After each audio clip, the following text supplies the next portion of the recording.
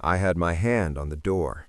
My knuckles were already raised to knock when I heard my daughter-in-law's voice from inside the house. Sharp, low, controlled. Not the voice you use when guests are welcome. I froze. Before I tell you what I heard, let me say this. If you've ever felt pushed aside by your own family, if you've ever felt like you became invisible as you got older, then stay with me and tell me in the comments where you're listening from. I want to know I'm not alone in this. My name is Walter Byron. I'm 70 years old, and what I heard on the other side of that door changed everything I thought I knew about my family. 10 hours earlier, I had been sitting behind the wheel of my old 2004 pickup truck, my hands stiff, my shoulders aching, my mind somewhere far away. I had just driven across 3 states. I was coming back from Wyoming. I was coming back from burying my father. His name was Hector Byron. We hadn't spoken in 20 years. He was a hard man, a miner, the kind who believed men didn't explain themselves and feelings were a waste of breath. When I married my wife, Isla, he said she'd soften me. When I chose factory work in Ohio instead of the mines, he told me I'd regret it. We didn't fight. We just stopped talking. Silence became our relationship. When his lawyer called, I almost didn't answer, but Isla, God rest her soul, always believed people deserved one last chance. "Go, Walter," I could almost hear her say. "You'll regret it if you don't." So I went. The funeral was small, too small for a man who spent his life underground so others could live above it. I sat in the back of a cold chapel, listening to a preacher describe a father I barely recognized. Afterward, a young lawyer pulled me aside and handed me an envelope. I expected a bill, or a form, or maybe nothing at all. Instead, it was a will. I opened it in the parking lot, Wyoming wind cutting through my coat. I read it once, then again, then a third time. My father had left me everything. 3 working farms across the high plains, land leased for natural gas, steady income, and a house by the sea, in Maine, perched on a cliff overlooking the ocean. At the bottom of the page, estimated value, $18 million. I laughed out loud, sitting alone in that truck, not because of the money, but because 8 months earlier, my entire life had been reduced to nothing. 8 months ago, my wife Isla died. Pneumonia, less than a week. Our house had been in her name, something that never mattered until it did. After the funeral, my son Ryan and his wife Jenna explained things carefully. They needed to sell. Money was tight. It was only temporary. So, at 70 years old, I moved in with them. I stopped being a husband. I stopped being a father. I became Dad, said carefully. I slept in their sunroom on a pull-out sofa, freezing in winter, boiling in summer. Everything I owned fit into 2 cardboard boxes under a patio table. I washed my plate immediately after eating, folded my blanket perfectly, learned how to be quiet. I learned how to be small. So when I drove back from Wyoming, that envelope on the passenger seat, my heart felt lighter than it had in months.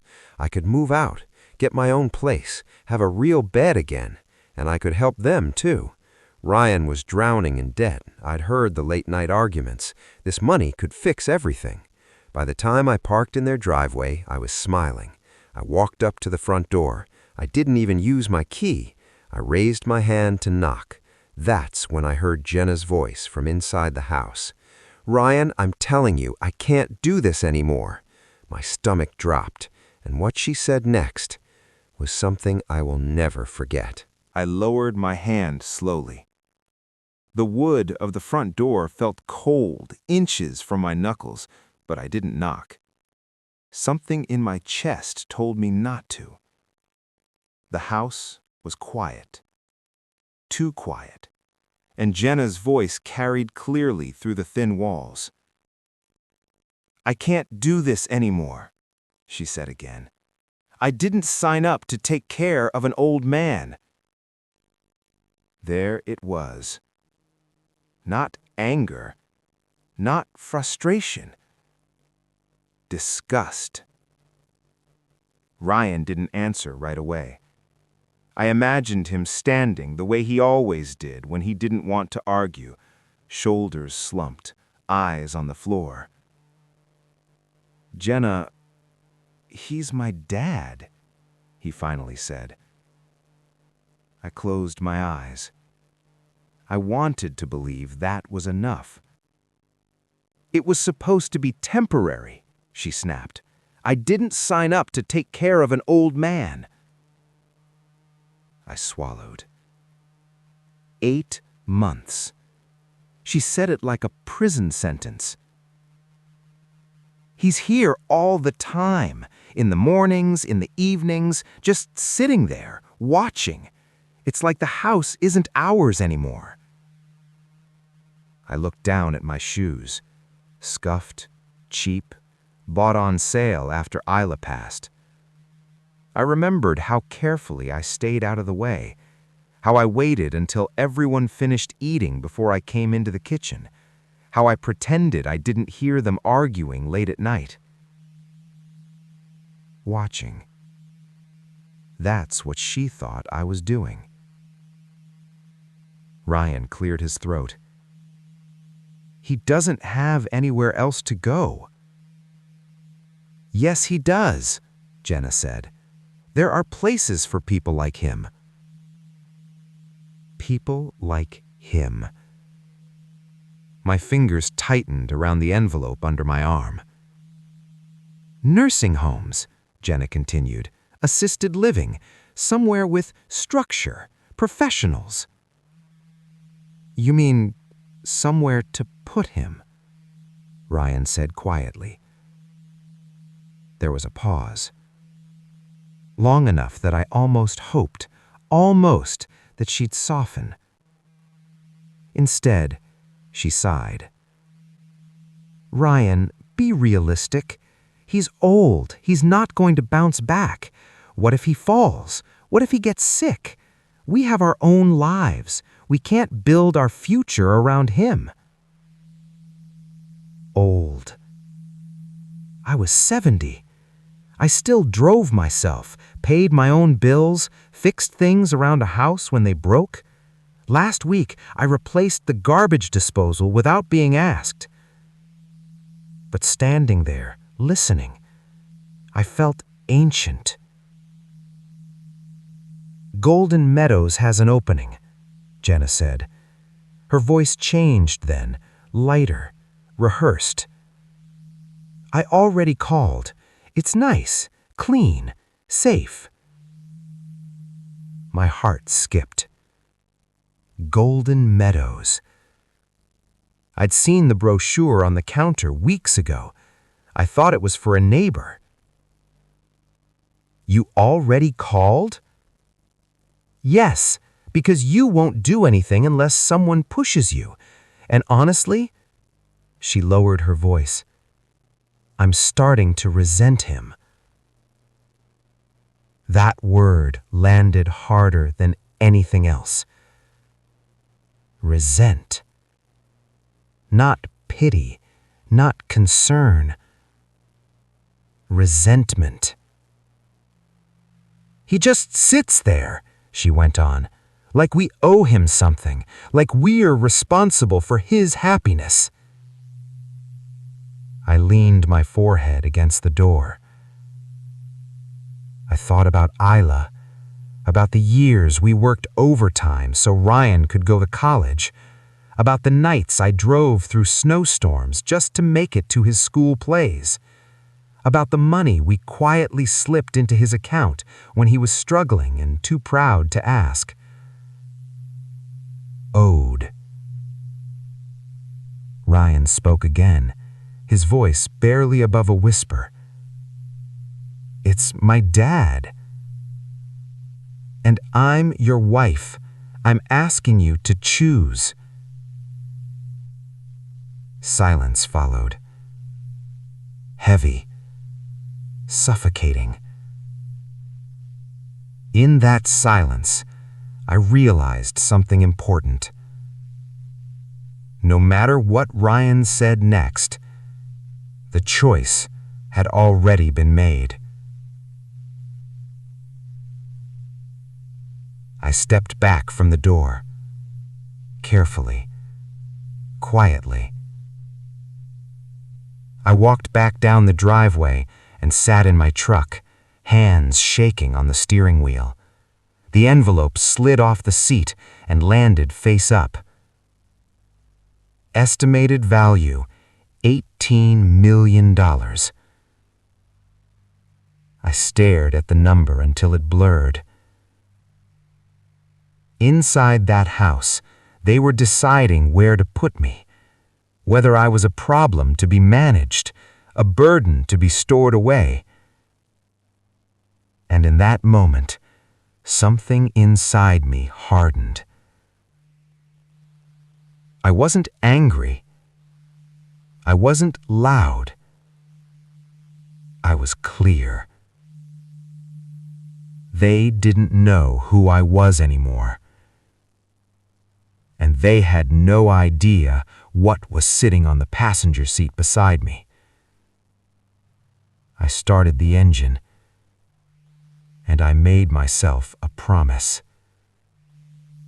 I would not beg. I would not explain.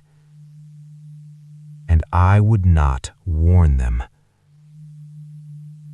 I would let them show me exactly who they were. And when the time came, I would show them who I was. I didn't sleep that night. Not really.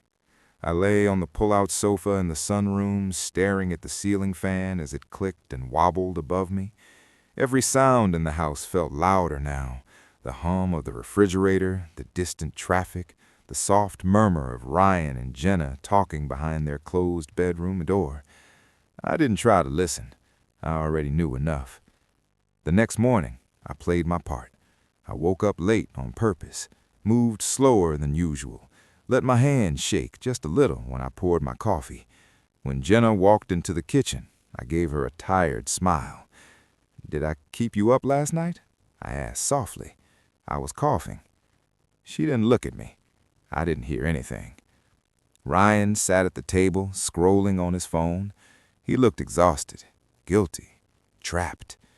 I sat down carefully, like my knees hurt more than they did.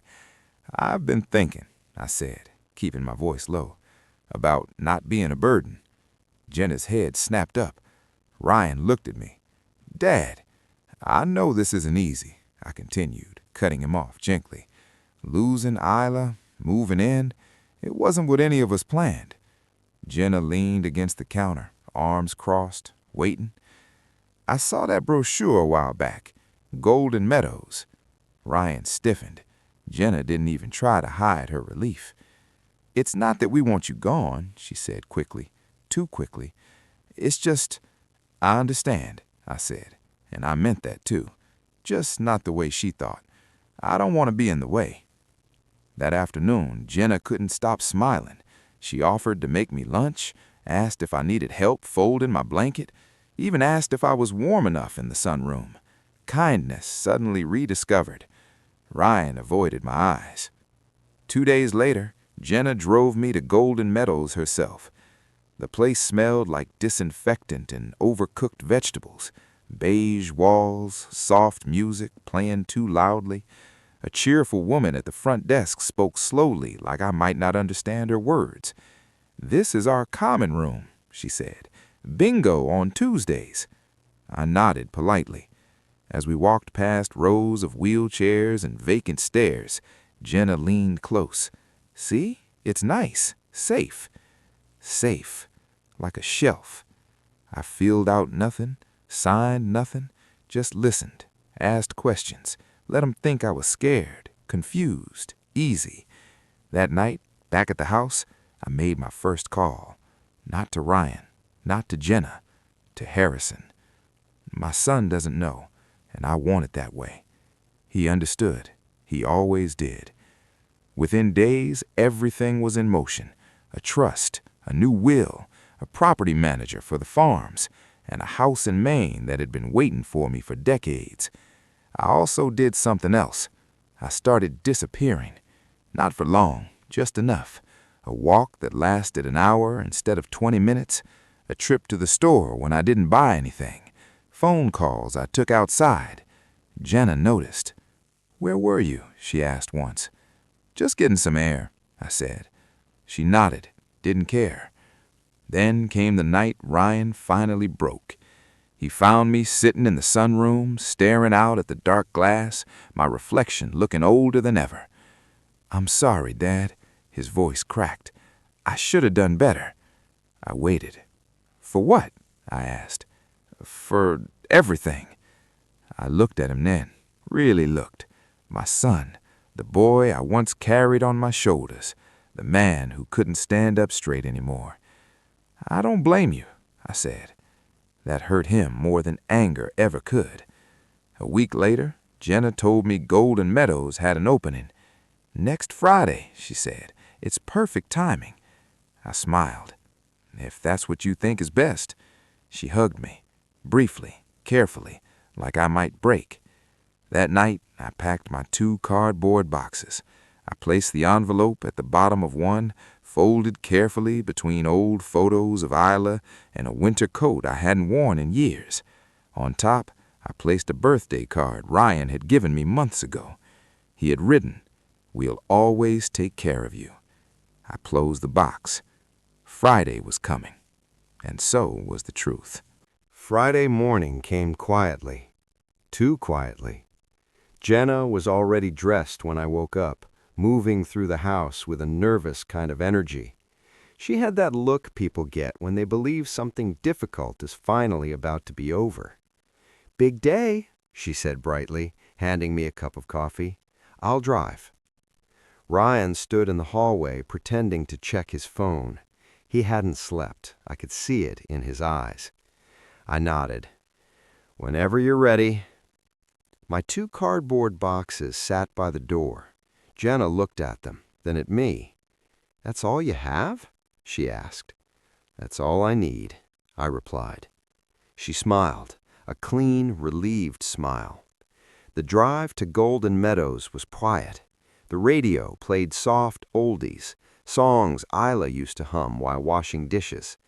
Jenna tapped her fingers on the steering wheel, impatient. Ryan stared out the window. No one spoke. When we pulled into the parking lot, Jenna exhaled like she'd been holding her breath for months. "I'll just run inside and let them know we're here," she said. "You two wait." She was gone less than 5 minutes. When she came back out, she was confused. They're not ready yet," she said. "They said there's a meeting." I nodded. "That's all right." We waited. 10 minutes passed, then 15. Finally, the front doors opened again, but this time Jenna wasn't leading the way. A man in a gray suit walked out first. Behind him, a woman in a navy blazer carrying a leather folder. And then, Jenna. Her smile was gone. "Dad?" Ryan said, standing up. "What's going on?" The man approached me and extended his hand. "Walter Byron. I'm Harrison Cole, your attorney." I shook his hand. "Happy birthday," he added quietly. Ryan froze. Jenna blinked. "Attorney?" Harrison turned to her politely. "Yes, ma'am. I believe we spoke briefly on the phone earlier this week." Jenna's face went pale. "You said this was about paperwork," she whispered. "It is," Harrison replied, "just not the kind you expected." The woman in the blazer opened her folder. "Mr. Byron," she said to me, "everything is ready. The trust has been finalized, the properties are secured, and the house in Maine is prepared for your arrival." Ryan sat down hard on the bench behind him. "Dad, what house?" he asked. I looked at my son for a long moment. "The one your grandfather left me," I said, "along with everything else." Jenna laughed once, sharp, uncertain. "This isn't funny." "No," I agreed, "it isn't." Harrison spoke calmly. Mr. Byron is the sole beneficiary of an estate valued at approximately $18 million. The words hung in the air. $18 million. Jenna's mouth opened, closed. Ryan's eyes filled with tears. You never said anything," Ryan whispered. I nodded. "You never asked." Jenna stepped forward. "This changes things." I looked at her. "No, it explains them." She tried again, softer now. "We were just worried about you, about your health." I met her eyes. "You were worried about your comfort." Silence. The woman in the blazer cleared her throat. "Mr. Byron, your transportation to the airport is waiting." I picked up my boxes. Ryan stood, panicked. "Dad, wait, please." I stopped. He walked toward me, voice breaking. "I'm sorry. I should have stood up for you. I didn't know." I believed him, but belief doesn't undo choices. "I love you. That's never changed." Jenna stepped closer. "Walter, we're family." I turned to her. Family doesn't make someone feel unwanted in their own life. She said nothing. I walked away. As the car pulled out of the parking lot, I looked back once. Ryan was crying. Jenna was already on her phone. Golden meadows faded in the distance. Ahead of me, the road stretched long and open. And for the first time since Isla died, I wasn't being sent somewhere. I was going home. The house in Maine was quiet. Not the heavy, suffocating quiet of my son's sunroom, but the kind of quiet that breathes with you, the kind that lets your thoughts finish themselves. The first night I slept there, I didn't turn on the television. I opened the window. The ocean was right there, endless, dark, alive. I lay in a real bed, mine, and for the first time in months, I slept without my coat on. I woke up to sunlight spilling across wooden floors and the sound of waves crashing against the rocks below the cliff. I sat on the edge of the bed and just listened. No footsteps above me, no sighs behind me, no feeling like I needed to apologize for existing. For the first time since Isla died, I felt human again. The lawyer handled everything, the farms, the leases, the trust. I didn't touch a dime for weeks. I didn't need to. The house had been stocked, the fridge was full, the fireplace worked.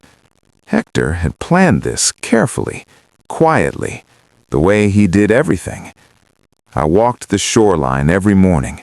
I talked to Isla, out loud, like she was beside me.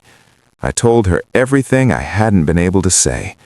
About the will, about Ryan, about Jenna, about how being unwanted hurts worse than being alone. Ryan called after 3 weeks. I let it ring. Not because I hated him, but because I needed to know I was answering as a man, not as a burden hoping to be forgiven. When I finally picked up, his voice broke. "Dad, I'm so sorry." I closed my eyes. "I know," I said. Jenna's not here anymore," he continued. "She left, said I chose you over her." I didn't respond right away, because the truth was, he hadn't. Not when it mattered. "I should have protected you," he said.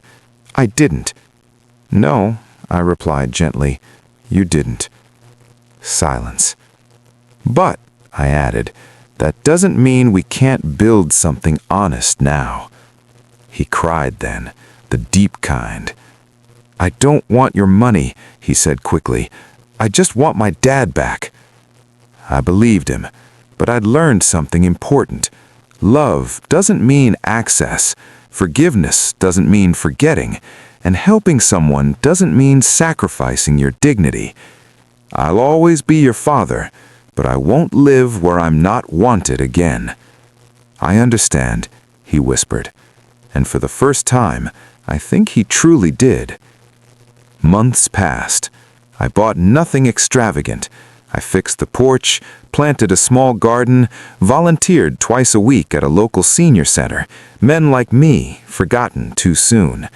I listened to their stories, and I saw myself in every one of them. The men who gave everything, who became invisible, who were told, quietly or loudly, that their usefulness had expired. I made a promise to myself. I would never shrink again. On my 71st birthday, a card arrived. From Ryan.